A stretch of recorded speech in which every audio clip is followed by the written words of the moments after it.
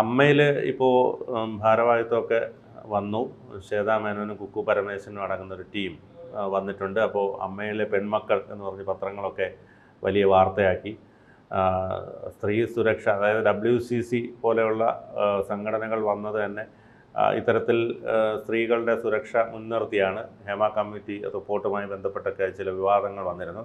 അതിനെ തുടർന്നാണ് ഇത്തരത്തിൽ അഡ്ഹോക് കമ്മിറ്റിക്ക് വിടുകയും തെരഞ്ഞെടുപ്പ് വരികയൊക്കെ ചെയ്തത്. പക്ഷേ ഇപ്പോൾ വന്നിരിക്കുന്ന ഈ വനിതകൾ അമ്മയുടെ പെൺമക്കൾ എന്ന രീതിയിലാണ് പറയുന്നത്. അപ്പോൾ അത് ഇനി അങ്ങോട്ട് അമ്മയിൽ സുതാര്യവും അതോടൊപ്പം തന്നെ സ്ത്രീകൾക്ക് സുരക്ഷിതത്വം ലഭിക്കുമെന്ന് പ്രതീക്ഷിക്കാമോ? ഇതേ അമ്മയുടെ പെൺമക്കൾ തന്നെയാണല്ലോ ഇവർക്കെതിരെ ആരോപണം ഉന്നയിച്ചത്. കുക്കു പരമേശ്വരനെതിരെ ഒരു മെമ്മറി കാർഡ് വിവാദം ഉണ്ടാക്കി ഇതേ പെൺമക്കൾ തന്നെയാണ്. അതെ അതെ അതെ. പിന്നെ ശ്വേതാ മേനോനെതിരെ ഒരു വലിയ കേസുണ്ടായി. അതിൻ്റെ പിന്നിൽ പ്രവർത്തിച്ചത് പെൺമക്കൾ ഇടപെട്ട് മറ്റു ചിലരാണെന്നൊക്കെ പറയുന്നു. അത് ആരോപണങ്ങളാണ്, നമുക്ക് കൃത്യമായി അറിയില്ല. എന്തായാലും ഇലക്ഷൻ കഴിഞ്ഞു, ദേവൻ പരാജയപ്പെട്ടു, ശ്വേതാ മേനോൻ വിജയിച്ചു.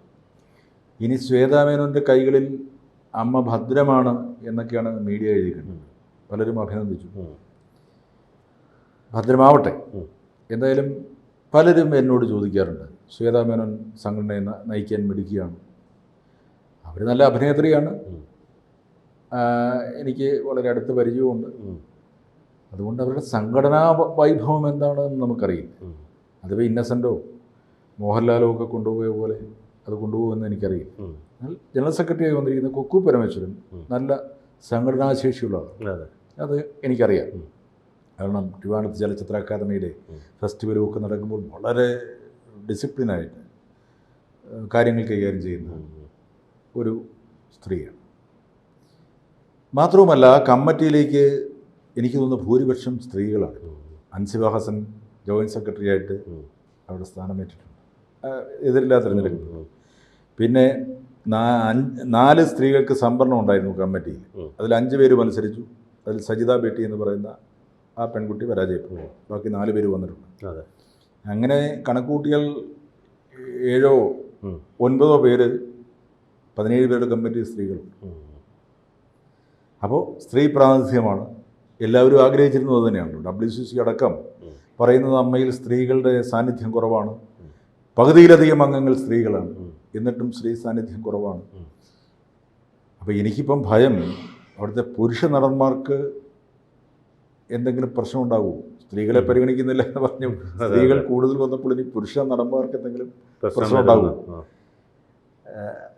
അത് ഉണ്ടാവാതിരിക്കട്ടെ. ദേവൻ പറഞ്ഞതാണ് അതിലേറ്റവും നല്ലൊരു മനോഹരമായൊരു സ്റ്റേറ്റ്മെൻറ്റ്. അതായത് മത്സരിച്ചു, പരാജയപ്പെട്ടു, പക്ഷേ എനിക്ക് വളരെയധികം സന്തോഷമുണ്ട്. കാരണം ഒരു സംവരണത്തിലൂടെയോ അല്ലെങ്കിൽ ആ രീതിയിലല്ല ഒരാൾ സാരഥ്യത്തിലേക്ക് വരേണ്ടത്, മത്സരിച്ച് ജയിക്കുക എന്നുള്ളതാണ് ഏറ്റവും പ്രധാനം എന്ന് പറഞ്ഞത് ഒരു വലിയ നല്ലൊരു സന്ദേശമാണ്.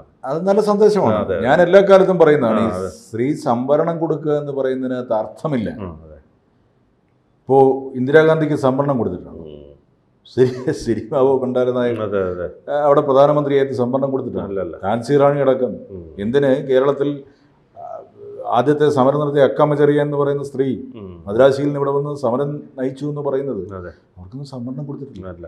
അതാണ് ഞാൻ പറയുന്നത്, മികവുള്ളവർ വരട്ടെ.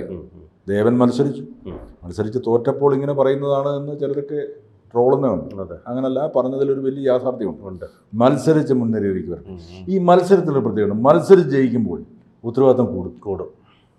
ഒരു സംവരണത്തിലൂടെ അവിടെ കൈപൊക്കി അവരെ ആ സ്ഥാനാർത്ഥിയിലേക്ക് കൊണ്ടുവന്നാൽ നിങ്ങളെല്ലാം കൂടി നിർബന്ധിച്ചിട്ടില്ലേ ഇങ്ങോട്ട് വന്നത് എന്ന് പറയും. ഇത് മത്സരിച്ച് വരുന്നവർക്ക് ഉത്തരവാദിത്വം കൂടും.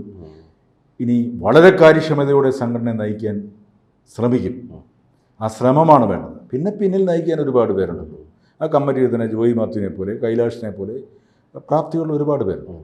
അവരൊക്കെ കൂടി സപ്പോർട്ടീവ്. അവർ പ്രസിഡന്റ് തീരുമാനിക്കട്ടെ എന്നുള്ളതല്ല.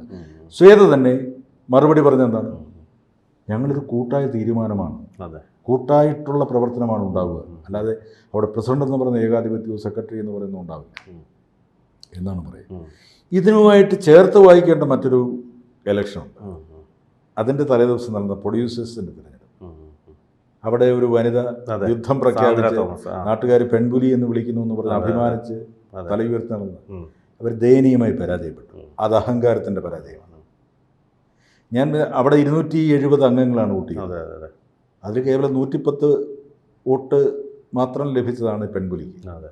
ബാക്കി 160 അംഗങ്ങൾ ബുദ്ധിമാന്മാരാണ്, അല്ലെങ്കിൽ സംഘടന നന്നാവണമെന്ന് ആഗ്രഹിക്കുന്നവരാണ് എന്നാണ് ഞാൻ മനസ്സിലാക്കുന്നത്. അവിടെ അപ്പോൾ അവർ എല്ലാ സ്ഥലത്തും പറഞ്ഞത് എന്നെ പ്രസിഡന്റ് സ്ഥാനത്ത് നിന്ന് മാറ്റി എൻ്റെ പത്രിക തള്ളിക്കളഞ്ഞു. ഞാൻ മത്സരിച്ചാൽ ജയിക്കും എന്നുള്ളത് കൊണ്ടാണ് എൻ്റെ പത്രിക തള്ളിയത്.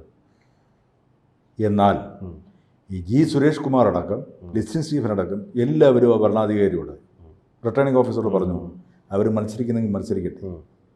റിട്ടേണിംഗ് ഓഫീസർ പറഞ്ഞു നിയമമാണ്, ഞാൻ ആ നിയമം പാലിക്കും എന്ന് പറഞ്ഞ് റിട്ടേണിംഗ് ഓഫീസർ മാത്രമാണ് അവിടെ ശക്തമായിട്ട് പറഞ്ഞത് അവർക്ക് മത്സരിക്കാൻ യോഗ്യതയില്ല. ബാക്കി എല്ലാവരും പറഞ്ഞതാണ് മത്സരിക്കട്ടെ. അത് ഞാൻ ഇലക്ഷൻ്റെ അന്നാണ് അറിയുന്നത്. അപ്പോൾ അവർ തീരുമാനിച്ചെന്നറിയും, മത്സരിച്ചാൽ ഏറ്റവും വലിയ പരാജയം നേരിടാൻ പോകും. ആ പരാജയം രുചിച്ചറിഞ്ഞിട്ട് തന്നെ പിന്മാറിപ്പോകട്ടെ, ഇവർക്ക് ഇങ്ങനെ പറയാനൊരു കാരണം ഉണ്ടാക്കണ്ട എന്നുള്ളതാണ്. അപ്പോൾ അവർ കമ്മിറ്റിയിലേക്ക് മത്സരിച്ചു. കമ്മിറ്റിയിൽ ഒരു സിനിമ പ്രൊഡ്യൂസ് ചെയ്താൽ മതി, കമ്മിറ്റിയിൽ മത്സരിക്കുക. അവരുടെ അഭിമന്യ പിതാവ് 27 വോട്ട് മേടിച്ച് ദയനീയങ്ങളിൽ ദയനീയമായ പരാജയം നേരിട്ടു. അപ്പോൾ ഞാൻ പറയുന്നത്, വെല്ലുവിളിച്ചുകൊണ്ടും കൊലവിളി നടത്തിക്കൊണ്ടും ആർക്കും ഒരു സംഘടനയുടെയും അധികാരത്തിലേക്ക് എത്താൻ പറ്റില്ല. അവിടെ അംഗങ്ങൾ തീരുമാനിക്കും.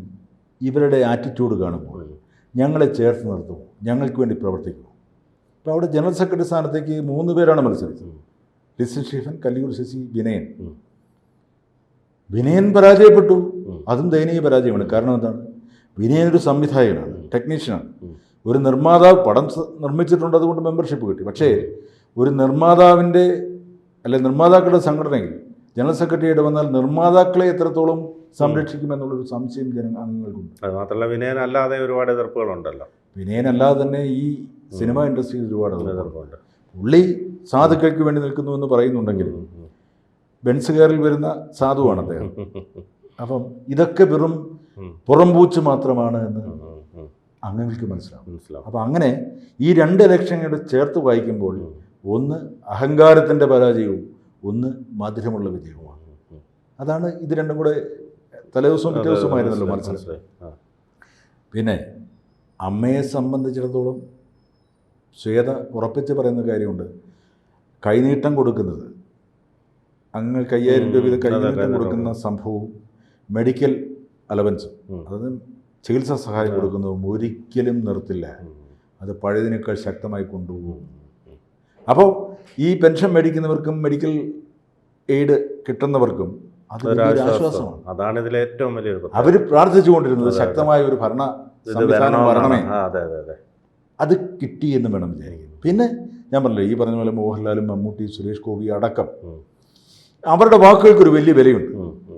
അവർ കട്ടായം പറയുകയാണ് സ്ത്രീ പ്രാതിനിധ്യം വരട്ടെ എന്ന് ആദ്യം തന്നെ പറയുമ്പോൾ വോട്ട് ചെയ്യാൻ നിൽക്കുന്നത് വിചാരിക്കും ലാലേട്ടനും മമ്മൂക്കയും സുരേഷ് ഏട്ടനും ഒക്കെ പറയുന്ന ഇതാണ്, അതുകൊണ്ട് സേതയ്ക്ക് വോട്ട് ചെയ്തേക്കാം എന്ന് വിചാരിക്കുന്ന ഒരു കുറച്ച് അംഗങ്ങളെങ്കിലും ഉണ്ടാകും.